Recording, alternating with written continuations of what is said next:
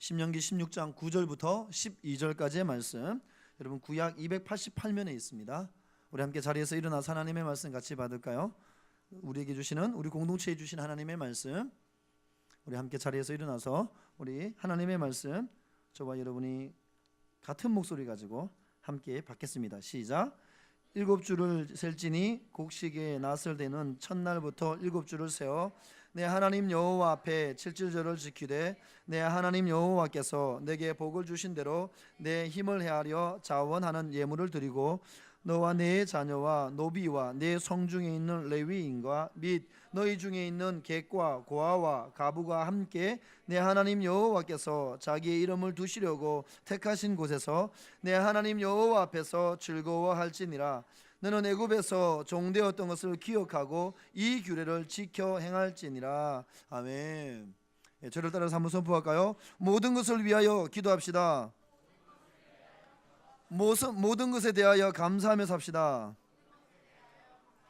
옆 사람의 여러분 이 두 가지를 묶어서 모든 것에 대하여 기도합시다. 모든 것에 대하여 감사하며 삽시다. 이렇게 여러분 축복하면서 인사하겠습니다. 시작.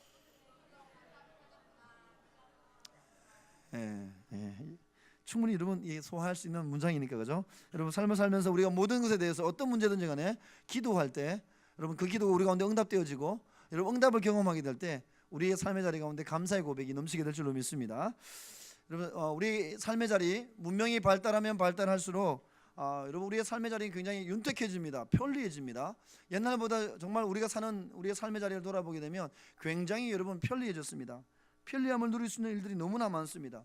근데 여러분 중요한 건 뭐냐 하면 너무나 편리함을 쫓아서 삶을 살다 보니까 어느 순간에 정말 여러분 잃어버리지 말아야 될 것, 중요한 것, 소중한 것을 우리가 많이 잃어버리고 삶을 살아가더라라는 겁니다. 우리가 잃어버린 것들이라는 그런 여러분 글이 있습니다. 그 글 내용을 보면 이렇습니다. 오늘 우리는 더 높은 빌딩과 더 넓은 고수들을 가지고 있지만 성질은 급해지고 시야는 더 좁아졌습니다. 돈은 더 쓰지만 즐거움은 줄었고 집은 더 커졌지만 식구는 줄어들었습니다. 일은 대충대충 넘겨도 시간은 늘 모자라고 지식은 많아졌지만 판단력과 분별력은 더 줄어들었습니다. 약은 더 많이 먹지만 건강은 더 나빠졌습니다. 가진 것은 몇 배나 더 늘어났지만 삶의 가치는 더 줄어들었습니다. 말은 많이 하지만 사랑은 적게 하고 미움은 더 늘어났습니다. 수입은 늘었는데 사기는 떨어졌고 자유함은 늘었지만 삶의 활력은 줄어들었습니다. 맛있는 음식은 굉장히 많지만 내 삶의 영양가는 더 적어졌다라는 겁니다. 내일 할 것이라고 아껴두었던 무언가를 여러분 오늘 사용하십시오. 여러분의 사전에 언젠가 앞으로 곧 돈이 좀 생기면 이와 같은 말들을 여러분 없애버리십시오. 시간을 내서 지금 하십시오. 나중은 영원히 오지 않을 수 있습니다. 여러분 삶을 살다 보면 여러분 우리 가운데 세상의 가치관을 쫓아서 열심히 달려가다 보면 그것을 쫓아서 삶을 살다 보면 우리의 삶에 정말 소중한 것, 정말 우리가 여러분 잃어버리지 말아야 될 것을 잃어버리고 살아가는 경우가 굉장히 많다라는 겁니다. 하나님은 여러분 이스라엘 백성들이 애굽에서 430년 종노릇 할 때 노예의 삶을 살아갈 때 하나님은 노예의 삶을 종지부 찍을 수 있는 지도자 모세를 보내주셨습니다.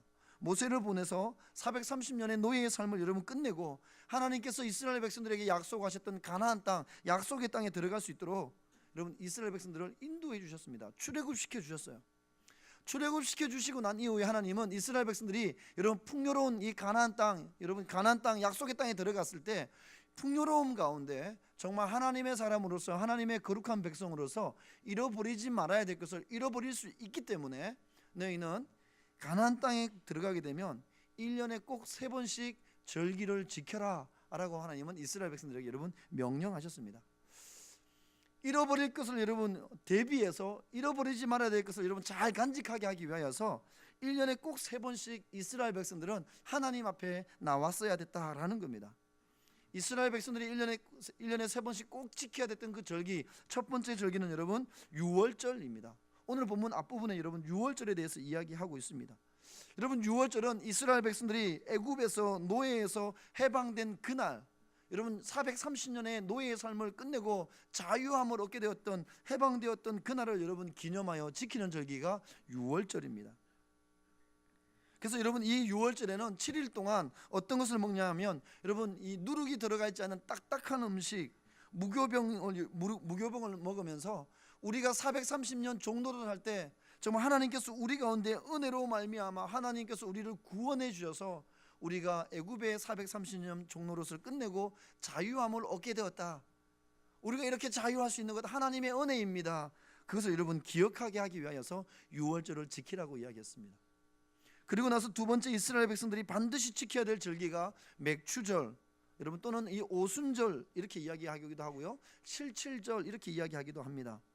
여러분 이 맥추절은 6월절이 지나고 난 이후 7주가 지나고 난 다음에 보리와 밀을 추수하면서 이 보리와 밀을 거두어 들이고 난 이후 처음으로 열매를 거두어 들이고 난 이후에 이 여러분 보리 가루 밀가루를 가지고 여러분 빻아 가지고 기름과 유황을 섞어 가지고 불에 태워 드리면서 하나님께 제사했던, 하나님께 제사 드렸던 그날, 이게 바로 여러분 맥추절이다라는 겁니다. 세 번째로 이스라엘 백성들에게 꼭 반드시 지키라고 말씀하셨던 그 절기가 여러분 오늘 본문 12절 이하에 기록되어져 있는 여러분 수장절이 등장합니다. 이 절기는 여러분 수장절은 우리가 쉽게 얘기하면 추수감사절 이렇게 이해하시면 쉽습니다. 1년 동안 농사를 다 지은 다음에 창고에 여러분 곡식을 거둬들이고 나서, 그러고 나서 여러분 이스라엘 백성들 일주일 동안 광야에 나가서 초막을 짓고 삶을 삽니다. 그러면서 그들은 여러분 옛날 일을 다시 한 번 더 기억하는 거죠. 출애굽하고 난 이후에 가나안 땅 들어가기 전까지 40년 동안 이스라엘 백성들은 광야에서 여러분 초막 짓고 삶을 살았습니다. 여러분 그때의 일을 다시 한 번 더 기억하고 되뇌이면서 40년간 초막을 짓고 살았던 그날의 삶들을 한 번 더 다시 돌아보면서 1년의 모든 곡식을 거둬들이고 창고에 거둬들이고 난 이후에 여러분 풍족하게 겨울을 보낼 수 있는 양식을 얻고 난 이후에 하나님께서 우리를 지켜주셨던 것, 그 하나님의 은혜에 대해서 감사하며 지켰던 절기가 여러분 이스라엘 백성들이 반드시 지켜야 될 세 번째 절기 수장절이었다라는 겁니다. 오늘 저와 여러분이 읽었던 말씀, 여러분 신명기 여러분 16장 9절부터 12절까지 이 말씀은 세 가지 절기, 6월절과 맥추절과 수장절 가운데 두 번째 절기인 맥추절에 관한 말씀입니다. 여러분 우리는 매년 7월 첫째 주일이 되면 여러분 우리도 맥추감사주일로 이렇게 지킵니다. 그래서 여러분 오늘은 교회 절기로 보게 된다면 맥추절일, 맥추감사주일 이렇게 이야기합니다. 여러분 맥추절을 왜 지키라 그랬을까? 여러분 맥추절을 지킬 때 하나님은 이스라엘 백성들에게 무엇을 깨닫고 무엇을 보고 무엇을 여러분 누리게 하기 위해서 이 맥추절을 반드시 지키라 그랬을까? 과연 맥추절이 과연 여러분 어떤 날인가라는 거예요. 그것을 여러분 오늘 이 말씀 속에서 저와 여러분 좀 이렇게 보기를 원합니다. 또한 여러분 우리가 이 맥추주일을 지키면서 우리 가운데 말씀 속에서 이것을 지키라 말씀하셨던, 그리고 이스라엘 백성들이 철저하게 지키면서 하나님의 은혜를 누렸던 그 은혜를 오늘 저와 여러분이 동일하게 누리게 되는 그런 귀한 시간이 되기를 원합니다. 여러분 왜 맥추절을 지키라 그랬냐면 맥추절은 어떤 날이냐면 한번 따라합시다. 맥추절은 하나님의 은혜를 기억하는 날입니다. 오늘 여러분 신랑 찬양대가 찬양을 했어요. 에베네셀의 하나님, 여기까지 인도해 주셨던 하나님, 그 하나님을 여러분 고백한, 나를 여기까지 도우시고 인도해 주셨던 하나님, 이 고백이 여러분 에베네셀의 하나님이란 이름의 뜻입니다. 여러분 맥추절은 뭐냐 하면 다시금 우리가 지금까지 열심히 달려왔던 삶의 자리를 한 번 더 뒤돌아보면서 하나님이 내 삶에 부어주신 그 은혜를 다시 한 번 더 되새김하는 그런 절기입니다. 아 그렇구나, 돌아보니까 하나님의 은혜였고, 돌아보니까 하나님의 손길에 안 미친 곳이 없었고, 돌아보니까 하나님의 섭리하심이었구나, 이 고백을 하고 이렇게 고백하는 절기가 여러분 맥추절이다라는 겁니다. 그래서 여러분 오늘 본문 앞부분인 3절 말씀에 보면 이같이 행하여 내 평생에 항상 내가 애굽 땅에서 나온 날을 기억하라 이렇게 말씀합니다. 오늘 본문 12절 말씀에도 너는 애굽에서 종되었던 것을 기억하고 이 규례를 지켜 행하라 라고 말씀합니다. 기억하라 라고 말씀하고 있어요. 하나님의 은혜를 기억하라, 하나님의 은혜를 다시 한 번 더 되새김질하라, 하나님께서 우리 가운데 허락하신 은혜와 복을 다시 한 번 더 생각하고 묵상하고 깨닫고 감사하라, 이 말씀입니다. 여러분 하나님의 사람은 나에게 부어주신 하나님의 은혜를 기억하며 살아가는 사람입니다. 하나님의 사람은 돌아보면 하나님이 내 삶에 부어주신 이런 은혜가 있습니다라고 고백하는 사람이 바로 여러분 하나님의 사람이다라는 겁니다. 세상 사람은 여러분 은혜를 고백하지 않아요. 내가 잘나서 내가 노력해서 내가 애써서 이만큼 굳었다라고 생각합니다. 그러나 여러분, 저와 여러분 하나님의 사람은 그러지 않아요.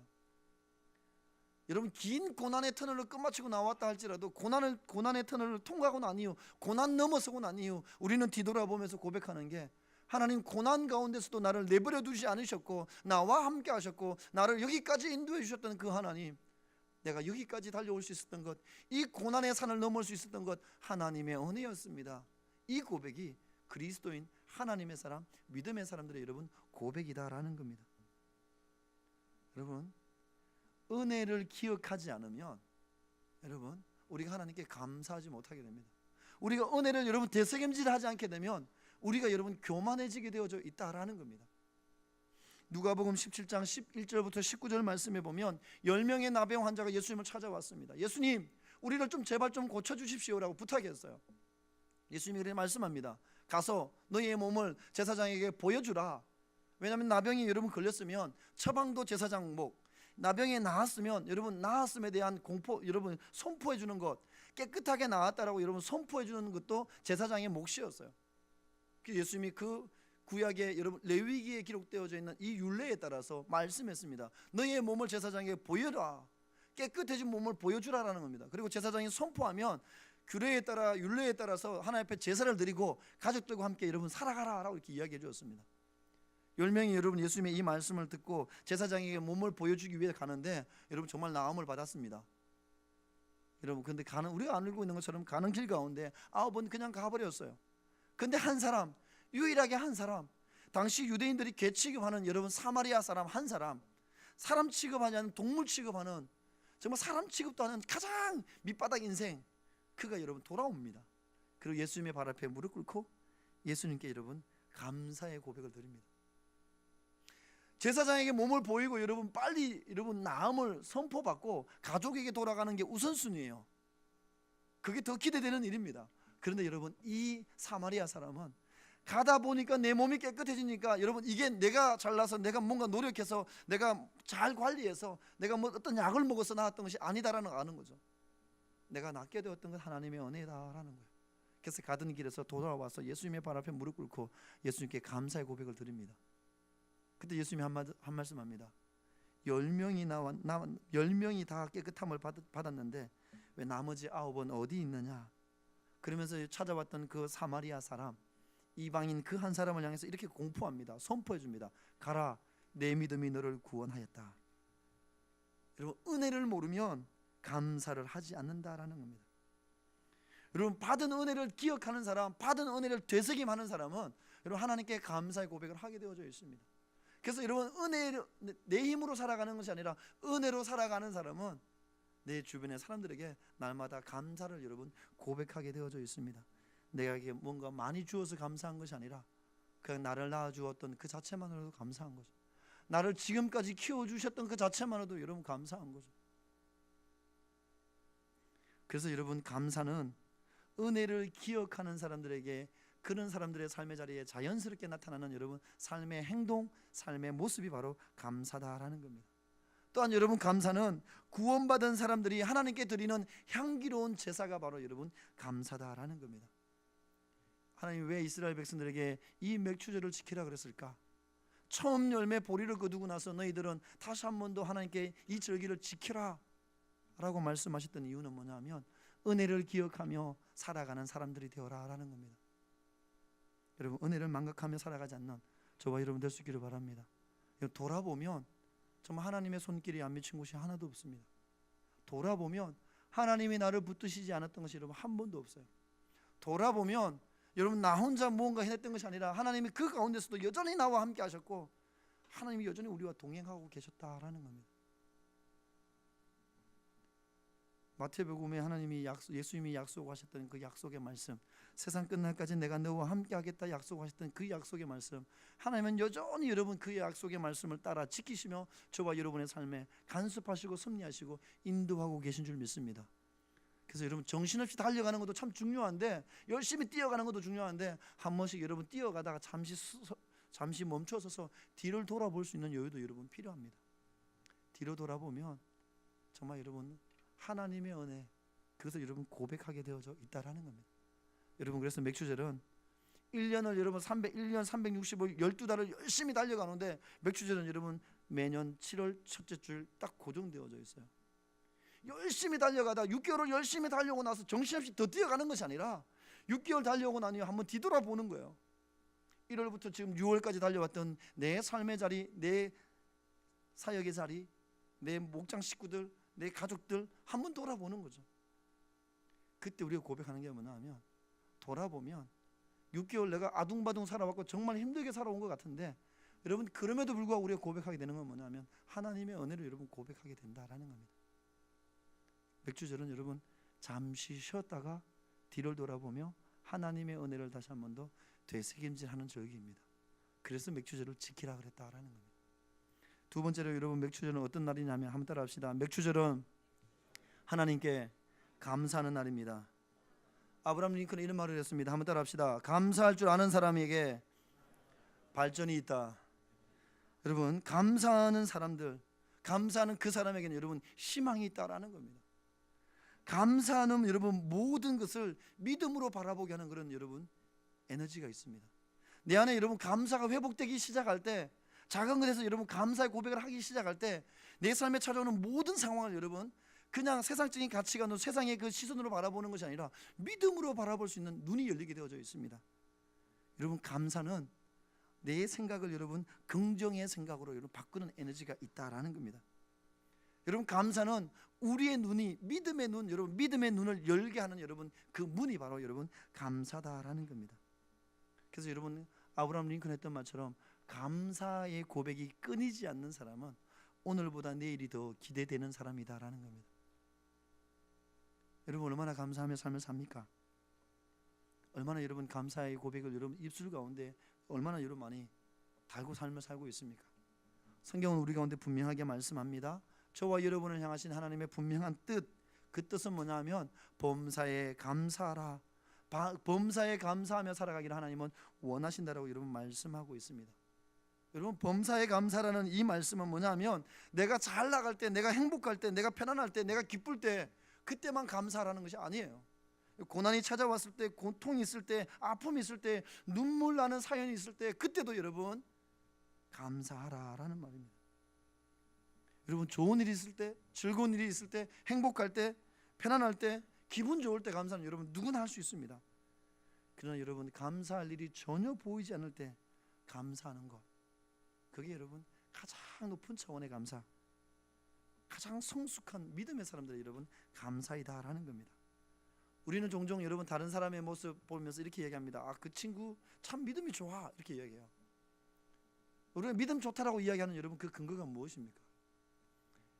주일 예배 자리에 열심히 나오면, 기도를 잘하면, 말씀을 많이 알고 있으면 그게 믿음이 좋은 건가요?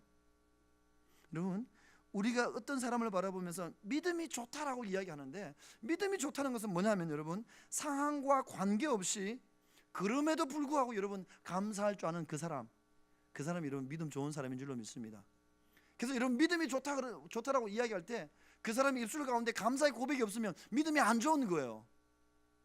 그럼 옆에서 얘기 좀 해주세요. 감사를 하지 않으면 너의 믿음을 다시 회복해, 이렇게 얘기해 주셔야 돼요. 너 정말 믿음이 좋아, 얘기하시면 안 돼요. 착각 속에 살아갑니다. 여러분 옆에서 꼭 얘기해 주셔야 돼요.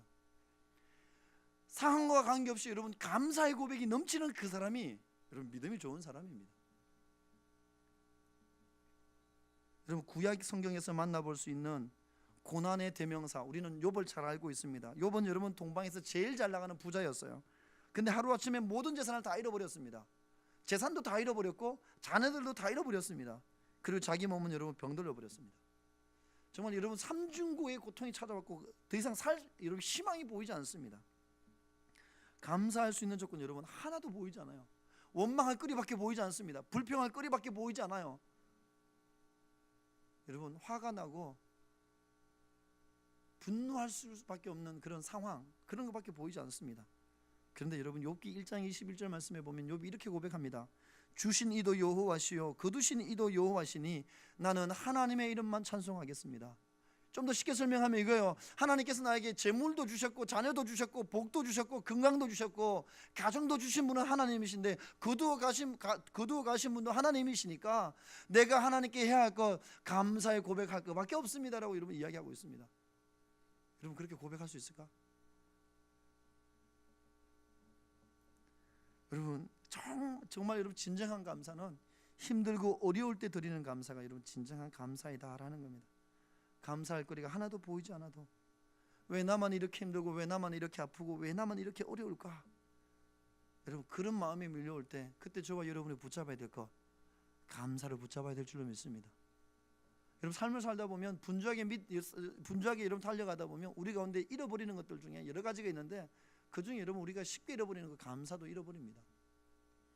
그래서 여러분 이 맥추절을 지키라라고 이스라엘 백성들에게 하나님은 말씀하셨어요. 1년 열심히 달려가다 보니까 6개월 달려오다 보니까 정말 하나님께 나에게 부어주신 은혜가 너무 많음에도 불구하고 우리는 감사하지 않더라라는 거예요. 그래서 뭐냐면 잠깐 맥추절을 지키면서 잠깐 스탑하고 하나님께 감사하라, 감사거리를 찾아보라, 돌아보고 하나님께 감사할 걸 고백하라 라고 여러분 말씀하고 있는 겁니다. 여러분 감사할 때 상황과 환경을 뛰어넘을 수 있는 독수리가 날개쳐 올라감 같은 여러분 새 힘을 우리가 얻게 될 줄로 믿습니다. 우리 가운데 잃어버렸던 감사를 회복할 때 여러분 이 땅의 삶을 살면서 저와 여러분이 반드시 승리하게 될 줄로 믿습니다.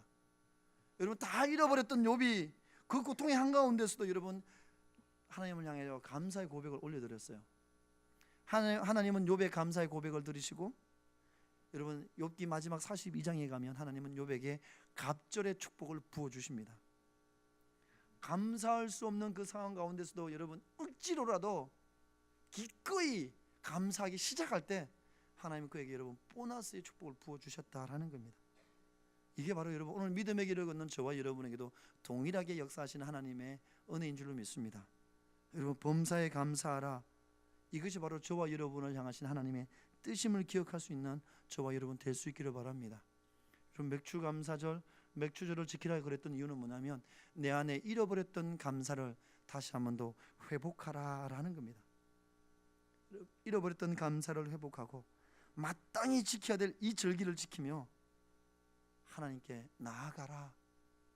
그래서 다시금 하나님과의 관계 속에 잃어버렸던 것을 회복하라고 하나님께서 우리 가운데 다시 한 번 더 기회를 주시기 위하여서 마련해 놓았던 지키라 말씀하셨던 절기가 여러분 맥추감사절이다라는 겁니다.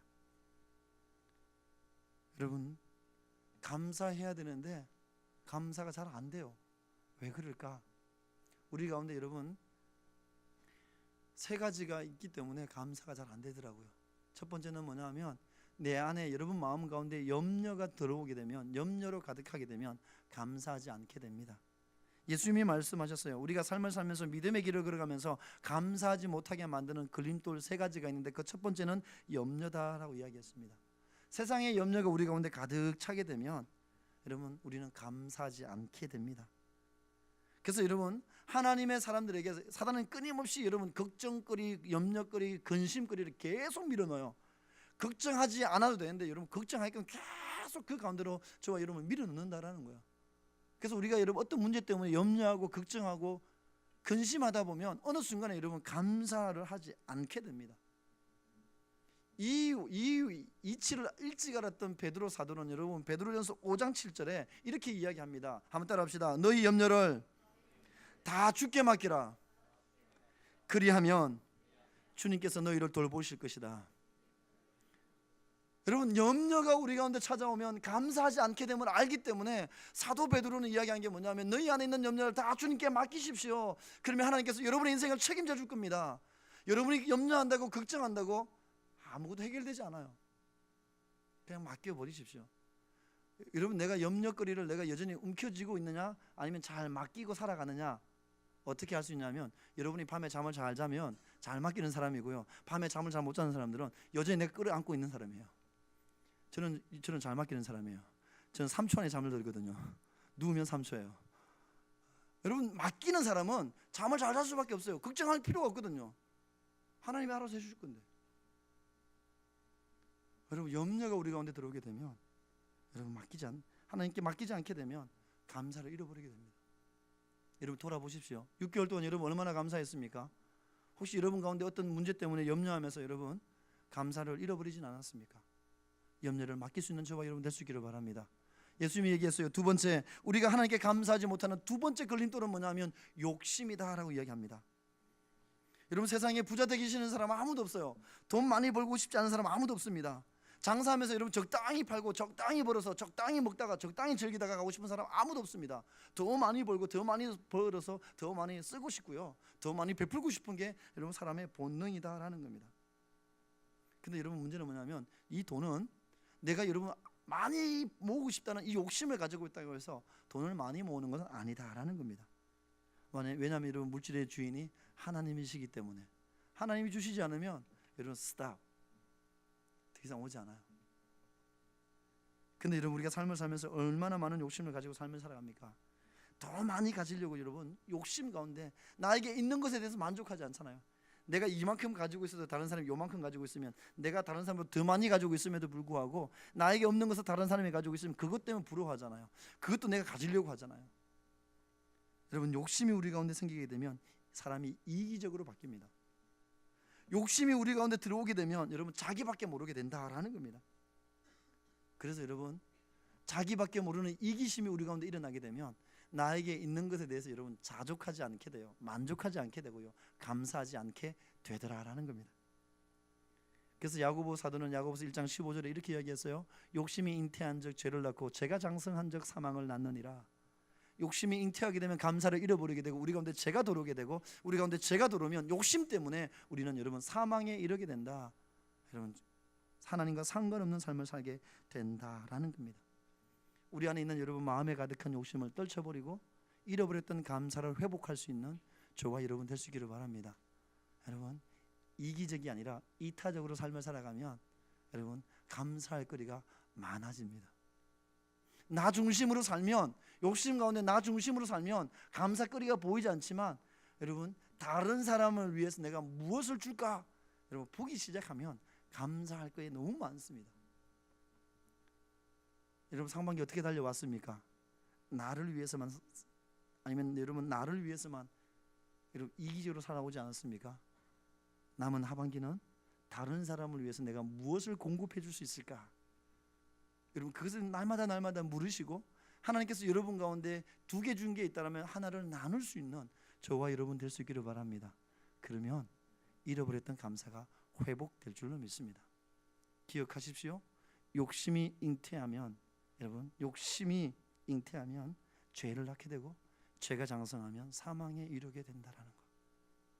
세 번째, 우리가 여러분 감사하지 못하는 것 왜 그럴까? 예수님이 말씀했어요.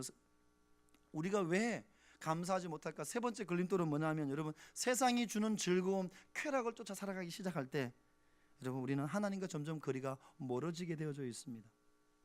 세상이 주는 그 즐거움 가운데 여러분 세상이 주는 쾌락을 열심히 쫓아 삶을 살아가다 보면 문제는 뭐냐면 여러분 요만큼 나에게 주어졌을 때 그 속에서 기쁨을 맛보았는데 그 다음에 여러분 더 강도가 센 것을 우리는 여러분 찾게 되어져 있습니다. 세상에 주는 여러분 쾌락은 여러분 마치 여러분 무더운 여름날 여러분 열심히 운동하고 농구 한 게임 딱 하고 나서 콜라 마신 거와 똑같은 거예요. 드셔보셨어요? 농구 한 2쿼터 3쿼터 뛰고 나서, 아니면 풋살 여러분 한 전후반 뛰고 나서 콜라 드셔보셨어요? 갈증 해소가 될 것 같죠? 아니요. 더 답답해요. 갈증이 하나도 해소되지 않습니다. 이해가 잘 안 되시는 분들은 한번 해보십시오. 본인 스스로 자기 몸에 실험을 해보십시오. 그러면 이해될 거예요. 세상에 주는 쾌락은 또 이와 똑같아요. 요만큼 맛보면 괜찮을 것 같잖아요. 그 다음에는 더 강도 센 더 큰 것이 와야지만이 만족함을 누리게 되어져 있습니다. 갈증이 해소되지 않아요. 세상이 주는 기쁨, 세상이 주는 즐거움 쫓아 삶을 살아가기 시작할 때 여러분 그 속에서는 여러분 감사가 나오지 않습니다. 세상이 주는 여러분 이 기쁨을 쫓아 삶을 살아갈 때 여러분 기쁨은, 세상이 주는 그 기쁨은 여러분 한계가 있다라는 겁니다. 그러나 여러분 하나님이 주시는 그 기쁨은 마치 여러분 샘물처럼 마르지 않는 기쁨인 줄로 믿습니다. 여러분 주님 안에 거하는 기쁨은 세상 어느 곳에서도 여러분 맛볼 수 없는 기쁨이다라는 겁니다. 여러분 이 기쁨, 하나님이 주시는 기쁨을 여러분 누릴 수 있는 비결, 그것은 어디 있냐면 여러분 하나님의 말씀에 순종할 때 오는 순종의 기쁨이 있습니다. 여러분 순종의 기쁨 솔솔합니다. 한번 경험해 보십시오. 근데 때로는 여러분이 힘들 때도 있어요. 요만큼 순종하면 하나님은 그 다음에 요만큼 순종을 원하시거든요. 요만큼 순종하면 하나님은 그 다음에 이따만큼 원하세요. 요만큼 원하시면 그 다음에는 여러분이 감당할 수 없을 만큼 원하세요. 나중에 아브라함에게 야, 아들 이삭 바쳐, 여기까지 가는 거예요. 근데 여러분 거기까지 해보잖아요. 솔솔해요. 믿음 생활 재밌습니다. 요거 너 줄래? 내주었던 이 순종을 해보잖아요. 요거 줬어요. 손해보는 거잖아요. 마이너스 같잖아요. 근데 하나님은 내주었을 때 우리 가운데 주시는 이 순종의 기쁨은 여러분이 주는 것, 내어주는 것, 이게 뭐 값어치로 따졌을 때 10,000원이라면 여러분에게 주시는 여러분 그 기쁨은 100만 원 이상의 값어치가 옵니다. 여러분 이 순종의 기쁨은 세상 어느 곳에서 맛볼 수 없는 기쁨이에요. 하나님의 사람만 누릴 수 있는 기쁨인 줄로 믿습니다. 여러분 하나님의 살아계심을 경험하게 될 때 여러분 그 기쁨 또한 세상 어느 곳에서도 경험할 수 없는 목마르지 않는 기쁨인 줄로 믿습니다. 피지 땅을 위해서 열심히 기도하고 있어요. 피지 땅을 밟고 있는 우리 20명의 단기 선교사를 위해서 열심히 기도하고 있습니다. 참 감사한 것은 기도하고 났는데 바로 피드백이 와요. 아팠던 친구들이 다 나았대요. 할렐루야. 비가 멈췄대요. 할렐루야. 기도 안 하시면 그 기쁨을 못 누리세요. 기도해 보십시오. 지난 한 주 동안 응답을 얼마나 많이 누린지 몰라요. 피지 땅에 있는 친구들은 어떻게 고백할지 모르겠지만 한국 땅에서 우리는 보내는 선교사로 기도 제목 보내왔으니까 열심히 기도했는데 한 30분 뒤에 1시간 뒤에 문자로 올라와요. 비가 멈췄어요. 구토하고 건강 상태가 안 좋아가지고 힘든데 깨끗하게 나왔어요. 할렐루야.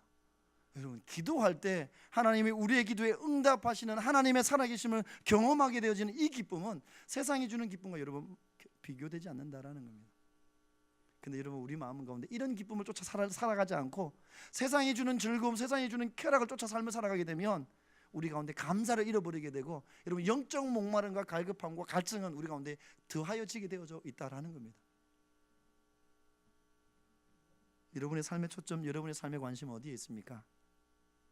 여러분 감사의 고백을 회복하여 세상이 주는 기쁨이 아니라 영원히 목마르지 않는 하늘의 기쁨을 누릴 수 있는 하나님의 사람들 저와 여러분 될 수 있기를 바랍니다. 사랑하는 믿음의 백성 여러분, 맥주절은 우리가 지금은 보리를 심지 않아요. 제가 경주 답사를 갔다 왔어요. 경주 답사 막 운전해가 너무 먼 거리니까 가운데서 제가 운전을 교대합니다. 밑에 길은 제가 좀 아니까 위에 길은 좀 편히 잠자요. 막 운전해 가다가 앞에 처음에 답사 갈 때 막 운전해 가다가 대구쯤 딱 지나가는데 이 대구 고속도로 옆에 보니까 이게 그 천 옆에 보리가 막 심겨져 있는 거예요. 그래서 제가 경호한테 한마디 했어요. 경호야 저기 보리야. 어디예요? 우리는 보리를 잘 몰라요. 우리는 보리밥을 먹어봤던 세대가 아니거든요. 보리가 어떻게 생긴지 잘 몰라요. 보리를 안 심어봤는데 어떻게 우리는 맥주 감사절을 지켜요? 감동이 없잖아요. 감격이 없잖아요. 여러분 밀 심어봤어요? 밀을 심고 나서 여러분 걷어가지고 첫째 주일 밀 한 보따리 갖다 놓고 나서 드리면 감격이 있을 텐데 우리는 밀을 안 심잖아요. 그런데도 불구하고 하나님은 여전히 우리 가운데 여러분 7월 첫째 주 여러분 매년 7월 첫째 주 이런 맥주절로 지키라 이렇게 말씀해요. 왜냐하면 잃어버렸던 은혜, 하나님의 은혜를 되새김질하고 은혜를 되새김하면서 잃어버렸던 감사를 다시 한 번 더 회복해서 남은 하반기도 하나님께 날마다 감사의 고백하며 하나님의 은혜를 날마다 되새김하면서 그 은혜에 감격하며 믿음의 길을 달려가게 하라고, 그 길을 달려가라고, 다시 한 번 더 하반기를 새 마음 가지고 결단하라고 하나님 우리 가운데 맥주절을 지키라고 말씀하고 있다라는 겁니다. 여러분 가운데 오늘 이 맥주절을 지키며 예배하는 저와 여러분 가운데 또 다른 결단이 일어났으면 좋겠습니다. 12월 30일 송구영신 예배 드리면서 우리는 다 결단하잖아요. 올해만큼은 성경을 읽으리라. 다시 한번 결단할 수 있는 기회예요. 다시 시작하시면 돼요. 다시 시작하시면 돼요. 내가 1독은 아니더라도 하루에 꼭 30분씩 읽으리라 결단하시면 돼요. 다시 시작하시면 우리의 믿음이 여러분 지금 상반기보다 하반기 때 더 성숙되어질 줄로 믿습니다. 우리가 예수님의 마음을 더욱더 닮아가게 될 줄로 믿습니다. 그 사람이 우리 고척의 청년들이 되었으면 좋겠습니다. 여러분 이 맥주절을 보내며 저와 여러분 가운데 잃어버렸던 감사를 다시 한 번 더 회복하여서 이 하반기를 남아있는 여러분 이 6개월을 감사로 문을 열고 믿음의 길을 경주함으로 날마다 승리할 수 있는 하나님의 사랑, 그러나 여러분의 입술의 고백들 가운데 날마다 하나님의 은혜에 대한 그런 간증의 고백이 여러분 가운데 차고 넘쳤으면 좋겠습니다. 그래서 여러분이 청년 공동체 앞에서 여러분이 목장 앞에서 여러분이 이야기할 때 내가 오늘도 하나님께서 나에게 부어주시는 그 간정을 누리는 간정의 주인공이 납니다라고 고백할 수 있는 그 사람이 여러분 모두가 되었으면 좋겠습니다. 함께 이제 한번 기도할까요? 우리 여러분 6개월을 한번 좀 돌아보면서 같이 한번 기도합시다. 여러분 맥추제를 지키라 그랬던 것은 다른 게 아니에요. 지난 날을 돌아보라는 겁니다. 지난 날을 돌아보면 하나님의 은혜가 하나님의 손길이 안 미친 곳이 여러분 하나도 없습니다. 내가 잘나서 여기까지 달려왔던 것도 아니고 하나님이 부어주신 은혜가 있었기 때문에 여러분 여기까지 달려올 수 있었다라는 겁니다. 우리 한번 이 시간 한번 기도하며 나갈 때 말씀 붙잡고 한번 기도합시다. 지난 날을 돌아보고 하나님 정말 하나님의 은혜였습니다. 하나님 감사로 잃어버렸던 나를 용서해 주시고 오늘 예배하며 말씀 붙잡고 다시금 결단하며 나가오니 하나님 잃어버렸던 감사를 회복하고 믿음의 길로 달려갈 수 있는 내가 될 수 있도록 도와달라고 우리 함께 다시 한번 말씀 붙잡고 한번 같이 기도하며 나아가기 원합니다. 같이 기도하겠습니다. 사랑의 아버지 하나님,